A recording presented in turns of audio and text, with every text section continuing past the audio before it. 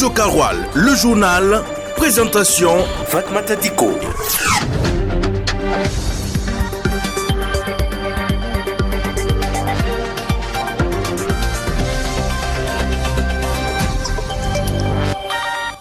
Ouagadougou abrite la première session ordinaire de l'année du comité de politique fiscale. Le chef de l'État malien, le général Assimi Goïta, a une délégation des ministres attendue en Russie du 22 au 26 juin 2025. Le staff technique des étalons A-Prime a entamé un stage à Bobo Dioulasso avec 25 joueurs présélectionnés. Mesdames et messieurs, c'était la une de ce soir info sur la radio Kaoural. Bonsoir à vous et bienvenue à votre session de 17h. On débute cette session dans la capitale politique du Burkina qui abrite depuis ce matin la première session ordinaire de l'année du comité de politique fiscale CPF. Elle se tient sur 2 jours et est présidée par le conseiller technique Souleymane Nabolé, représentant le ministre de l'économie et des finances, président du comité de politique fiscale. Au cours de cette session, le processus d'élaboration du premier document de politique fiscale sera à l'ordre du jour. Des détails avec Cheikh Yannick Somé. Durant 2 jours, les agents du ministère de l'économie et des finances vont examiner le processus d'élaboration du premier document de politique fiscale DPF du Burkina Faso. Les travaux devront aboutir à une politique fiscale à vision prospective qui va comporter une stratégie de mise en œuvre visant à garantir la pérennité des recettes fiscales et douanières. À l'issue des échanges, les résultats vont permettre de favoriser l'essor d'entreprises viables pour une transformation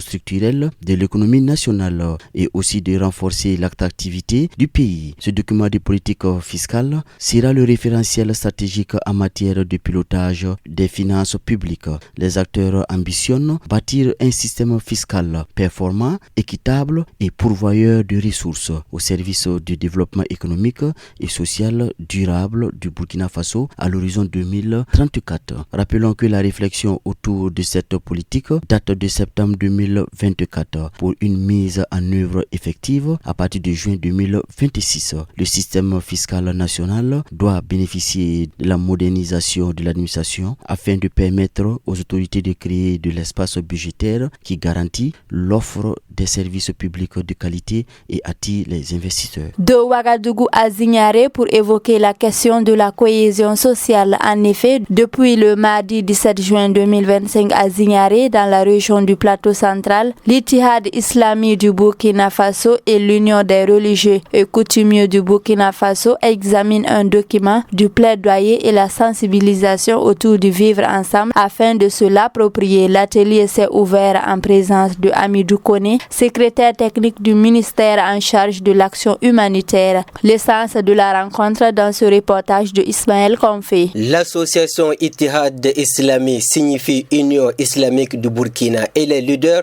des différentes communautés religieuses et coutumières du Burkina vont examiner un document qui plaide pour la paix sociale en vue de se l'approprier. Cette rencontre, qui a l'allure d'une retraite religieuse, permettra, selon le représentant de Ittihad islamique du Burkina, Kadrou Ba, de prendre connaissance des contenus clés du document de plaidoyer et de sensibilisation qui met en avant des versets coraniques, des hadiths du prophète ainsi que des textes bibliques en lien avec le vivre ensemble et la cohésion sociale. Cette rencontre permettra aux représentants des différentes communautés religieuses et coutumières de poser les jalons d'un cadre de dialogue interreligieux qui pourra proposer des pistes concrètes pour la consolidation de l'harmonie sociale tout en échangeant sur une piste de plaidoyer et de sensibilisation pour contrer la violence et promouvoir le respect des droits humains. Le représentant des religieux et coutumiers du Burkina, Moussa Sawadogo, assure que les connaissances religieuses relatives à la cohésion sociale seront partagées avec les chrétiens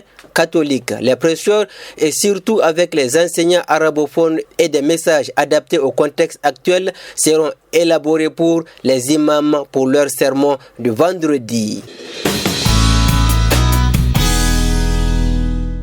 Après Ouagadougou et Zignaré, on revient à Dori pour parler des préparatifs du baccalauréat. La préparation des examens du premier diplôme universitaire n'est pas uniquement centrée sur les élèves. L'administration scolaire joue un rôle de premier plan pour comprendre l'état d'avancement des préparatifs de cet examen. Nous avons échangé avec les acteurs en charge des enseignements postsecondaires, le stade d'évolution des examens du bac dans ce reportage de Ismaël Konfi. Plus que 6 jours pour les examens du baccalauréat. À cette date, le premier responsable des enseignements post-primaires et secondaires rassure. Tout est prêt, même s'il subsiste quelques inquiétudes qui seront résolues. Salifou Porgo. Alors les épreuves sportives ont déjà eu lieu. Actuellement, l'armée a déjà déposé les épreuves dans tous les centres de composition. Pour les candidats libres, les convocations sont disponibles. Ce que nous attendons actuellement, ce sont les convocations pour les acteurs. Là où nous avons une petite crainte, c'est au niveau des bacs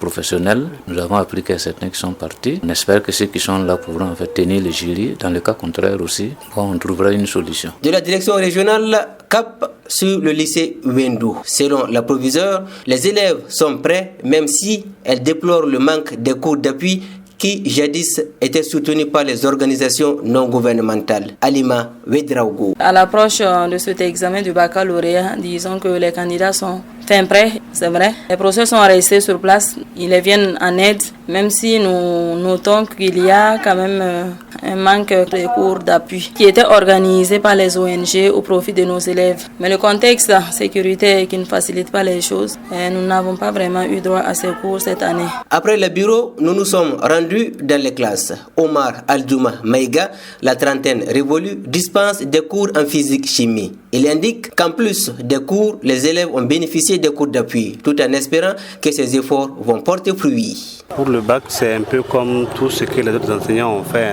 En plus des cours théoriques qu'on donnait, on fait aussi des cours d'appui, notamment sur les exercices. On fait un approfondissement d'exercices avec eux pour pouvoir en tout cas vraiment les préparer pour les jours. En tout cas, on a espoir qu'ils ne vont pas nous décevoir. Pour la réussite des examens du bac, le directeur régional des enseignements post-primaires et secondaires invite les acteurs à rester professionnels. Salifou Porgo. À tous les acteurs de l'éducation, je les invite à vraiment s'appliquer pour que nous puissions tenir également le bac comme on l'a fait au BPC sans difficulté. Je les invite à rester professionnels, donner le meilleur d'eux-mêmes pour le bien-être de nos élèves. Pour cette session de baccalauréat 2025, ce sont 902 candidats inscrits dans 5 jurys, dont 3 à Dori, 1 à Gorom et un autre à Djibo. Pour cette session, le bac professionnel enregistre une nouvelle spécialité, à savoir l'agriculture.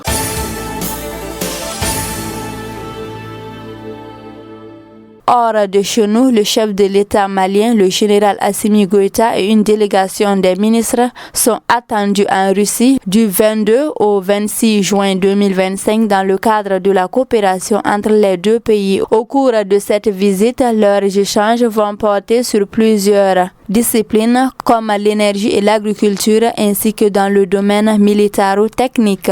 On apprend plus sur cet élément de Mamoudou Diallo. Le président malien, le général Assimi Goïta, va rencontrer son homologue de la Fédération de Russie, Vladimir Poutine, dans le cadre d'une visite de travail et de coopération. Les dirigeants des deux nations, Vladimir Poutine et Assimi Goïta, s'étaient déjà rencontrés en juillet 2023 lors du sommet Russie-Afrique à Saint-Pétersbourg, où Moscou avait considéré le Mali comme un partenaire clé en Afrique de l'Ouest. Cette visite officielle s'inscrit donc dans la continuité des relations entre Bamako et Moscou. Avec sa délégation, Assimi Goïta aura une séance de travail avec les Russes dans le cadre de renforcement des relations bilatérales dans les domaines militaro-techniques, d'agriculture et de l'énergie. Le Mali veut offrir à sa population la sécurité alimentaire et énergétique. Du côté de la coopération militaro-technique, la modernisation des capacités de défense maliennes fait partie des priorités afin de garantir la stabilité du pays face aux défis sécuritaires. Retenons que la visite du général Assimi Goïta avait été annoncée par le ministre malien des Affaires étrangères Abdoulaye Diop en avril 2025 lors de la session de consultation de l'Alliance des États du Sahel AES. Foot, basket, handball, judo, cyclisme, le sport. Et la page sportive pour clore ce 17h dans le cadre des préparatifs du championnat d'Afrique des Nations CHAN 2025 qui va se dérouler du 2 au 30 août 2025 en Tanzanie, au Kenya et en Ouganda. Le staff technique des étalons à prime a entamé un stage à Bobo Dioulasso avec 25 joueurs présélectionnés. Les détails avec Cheikh Yannick Somi. Le stage a pour objectif de mesurer la forme des joueurs à l'issue de la saison du championnat national, tout en cherchant à apporter une valeur ajoutée à l'équipe, a dit le sélectionneur des étalons locaux, Issa Balboni. Avec ses 25 joueurs sélectionnés dans la zone ouest du Burkina Faso pour le stage, le coach Balboni veut se rassurer d'aller en compétition avec les meilleurs joueurs du moment dans une bonne forme. À Bobo Dioulasso, les joueurs vont être évalués sur la base de leur forme, leur capacité à jouer en collectif. Le stage va ensuite se poursuivre à Ouagadougou avec l'élargissement des joueurs de la zone du centre la semaine prochaine. À l'issue de ces deux stages, le coach Issa Balboni, lors d'une conférence de presse, va sortir une liste définitive des joueurs retenus pour la compétition. Le championnat d'Afrique des Nations CHAN qui va se dérouler du 2 au 30 août 2025 en Tanzanie, au Kenya et en Ouganda. Le Burkina Faso lui est logé dans le groupe B avec l'un des pays hôtes, la Tanzanie, Madagascar, Mauritanie et la République centrafricaine. Radio Karoual, le journal, présentation Fatmata Diko. Mesdames et messieurs, c'est la fin de cette édition sur la Radio Kaoural. Merci aux reporters et aux techniciens Amadou Diko et à vous également, chers auditeurs. L'actualité en version Fulfulde vous revient dans quelques instants. Je vous souhaite une agréable soirée.